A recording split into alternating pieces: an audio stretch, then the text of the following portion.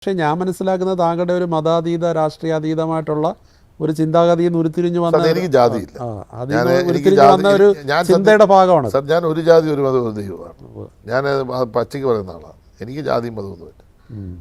ഞാൻ ജാതിപരമായി ചിന്തിക്കുന്ന ആളുമല്ല. ഞാൻ ഒരു ജാതിയുടെ ഭാഗമായി ഒരു ചടങ്ങിന് പങ്കെടുക്കുന്ന ആളുമല്ല. അത്രയും മനസ്സിലാക്കിയാൽ മതി. അതിപ്പോഴല്ല, അത് ഞാൻ 13ാമത്തെ വയസ്സ് മുതൽ അത് പാലിക്കുന്നതാണ് ഞാൻ. അത് എനിക്ക് അതിനോട് വിരോധമൊന്നുമില്ല. എനിക്ക് അതിനോട് സ്നേഹമുണ്ട്, ബഹുമാനമുണ്ട്, ആരാധനയുണ്ട്, എല്ലാം ഉണ്ടെങ്കിലും SNDP മന്ദിരത്തിൽ പോകുന്നതും അമ്പലത്തിൽ ഞാൻ പോകുന്നതും മോസ്കിൽ പോകുന്നതും ക്രിസ്ത്യൻ പള്ളിയിൽ പോകുന്നതും ഒരേ മാനസികാവസ്ഥയിലാണ്. എനിക്ക് അവിടെ നിന്ന് ഞാൻ പ്രസംഗിച്ചിട്ടുണ്ട്. ഈ പറയുന്ന ആരാധനാലയങ്ങളെല്ലാം ഞാൻ പോകും, പ്രസംഗിക്കും. എൻ്റെ ചെങ്ങന്നൂരുകാർക്ക്, ചെങ്ങന്നൂർ നാട്ടുകാർക്ക് ഒരാൾക്കും ഞാൻ ഏതെങ്കിലും ഒരു മതത്തിൻ്റെ ഭാഗമാണെന്ന് അവർ വിശ്വസിക്കുന്നില്ല. അവർക്കത് വിശ്വസിക്കാനും പറ്റില്ല. ഇനി ആരെങ്കിലും പറയുക സജി ചെറിയ അങ്ങനാണെന്ന് പറഞ്ഞാൽ അപ്പോൾ അവർ പറയും അങ്ങനല്ല, ഞങ്ങളുടെ മതത്തിൽപ്പെട്ടാന്ന് പറയും. പേര് മതമാണ് അവർക്ക് തന്നെ സംശയം. ഞാൻ അങ്ങനെ ആഗ്രഹിക്കുന്നില്ല. എൻ്റെ മക്കളുടെ പേര് തന്നെ സാർ അങ്ങനെയായിട്ട്. എൻ്റെ 3 മക്കളുടെയും പേരിടുമ്പോൾ ഞാൻ ഇട്ടത് ഒന്ന് നിത്യ, ഒന്ന് ദൃശ്യ, ഒന്ന് ശ്രവ്യ. സാറിന് ആ ജാതി പറയാം. പിന്നെ ചെറിയാനൊക്കെ ചേർത്ത് പിന്നെ സ്കൂളിൽ ചേർത്തപ്പോൾ ചിലപ്പം നമ്മുടെ താല്പര്യം നോക്കിയിട്ടായിരിക്കും. അപ്പം അവിടെ നിത്യ എന്ന് പറയുന്നതും ദൃശ്യ എന്ന് പറയുന്നത് ശ്രവ്യ എന്ന് പറഞ്ഞതും ഞാനും എൻ്റെ വൈഫും ആയാലും ഞാൻ അവളോടൊരു കാര്യം പറഞ്ഞു, എടി ഈ പേര് കേട്ടാൽ ഒരു ജാതിയുടെ സ്വഭാവം വരരുത്. ഇത് ക്രിസ്ത്യാനിയാണോ മുസ്ലിമാണോ ഹിന്ദു ആണോ ആരും തിരിച്ചറിയരുത്. ആ 3 പേരും അങ്ങനെ ഇട്ടത്. പലരും എന്നോട് ചോദിച്ചു. ഞാൻ ഇപ്പം ആദ്യമായിട്ട് അങ്ങയുടെ മുമ്പിൽ പറയുക.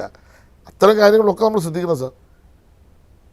അവിടെ എന്തുകൊണ്ടാണ് വത്സര അല്ലെങ്കിൽ ഒരു ക്രിസ്ത്യൻ നെയിം അൽഫോൻസ ചെറിയാൻ എന്തിനാഞ്ഞ എന്താ അൽഫോൻസ ചെറിയാനെന്നിട്ടാൽ ഒരു ക്രിസ്ത്യൻ നെയിമാണെന്ന് തോന്നുന്നില്ലേ? അതെ. സാറിന് ഈ പറഞ്ഞ 3 പേരിൽ ഏതെങ്കിലും ഒരു ജാതി സാറിന് പറയാമോ?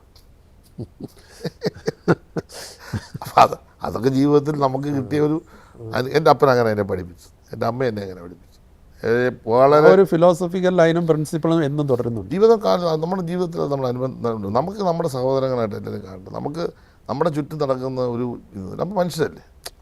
ഞാൻ അതിനപ്പുറത്തേക്കൊന്നും അത് കാണാറില്ല. എൻ്റെ വീട്ടിൽ എല്ലാവർക്കും സ്വാതന്ത്ര്യം. എൻ്റെ വീട്ടിൽ വന്നാൽ സാർ ഒരു ഞായറാഴ്ച ദിവസം വന്നാൽ അവിടെ നടക്കുന്ന കാര്യം കാണാം. ആർക്ക് വേണ്ടും വരാം, ആർക്ക് വേണ്ടും കയറാം. എൻ്റെ കുടുംബക്കാരോട് ആർക്ക് വേണ്ടി സംസാരിക്കാം. അതൊന്നും നമ്മുടെ വീട്ടിൽ അങ്ങനെ ഒരു ഡിസ്ക്രിമിനേഷൻ ഒന്നുമില്ല. അവിടെ ഒരു പ്രത്യേക ജാതി അത് നമ്മളങ്ങനെ അനുവർത്തിക്കണം. നമ്മളങ്ങനെ ജീവിതത്തിൽ നമുക്ക് കുറച്ചെങ്കിലും എല്ലാം നമുക്ക് അങ്ങനെ ആവുമെന്ന് ഞാൻ പറയുന്നില്ല. ഞാനങ്ങനെ പരിപൂർണമായി ഒരു ദൈവദൂതനാണെന്നുള്ള അഭിപ്രായം തന്നെ പറഞ്ഞു. പക്ഷെ കുറച്ചെങ്കിലും നമ്മളത് കാണിച്ചു കൊടുക്കണം. അതെ അതെ. നമ്മൾ ജീവിക്കുന്ന ഒരു കമ്മ്യൂണിസ്റ്റുകാരാണ്. കമ്മ്യൂണിസം പറഞ്ഞാൽ പോരാ, ജീവിതത്തിൽ കുറച്ചെങ്കിലും നമ്മുടെ ജീവിതത്തിൽ അത് അതിൻ്റെ ഭാഗമാക്കി കൊണ്ടുപോകാൻ ആഗ്രഹിക്കണം. അങ്ങനെ ഒരാഗ്രഹത്തിൻ്റെ ഭാഗം മാത്രമല്ല. ഞാനങ്ങ് വിശ്വമാനവീയനാണെന്നുള്ള ധാരണയൊന്നുമില്ല. അങ്ങനെ ആളുമല്ല ഞാൻ. ഒരു പച്ചയായ മനുഷ്യനാണ്.